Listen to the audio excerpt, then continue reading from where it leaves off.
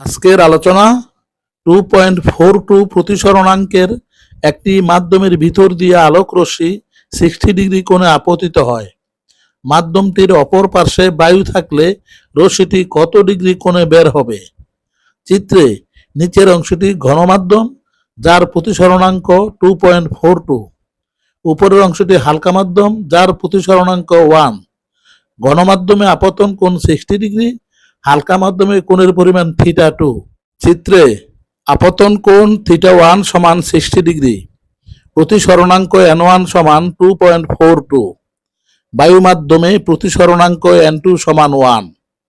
তাহলে আলোর প্রতিসরণের দ্বিতীয় সূত্র অনুসারে n1 sin θ1 সমান n2 sin θ2। এখন n1 θ1 এবং n2 মান বসালে sin θ2 সমান 2.095 বা sin θ2 is greater than 1, সুতরাং θ2 is greater than 90 ডিগ্রি। তাহলে রশ্মিটির প্রতিসরণ ঘটবে না, বরং প্রতিফলন ঘটবে।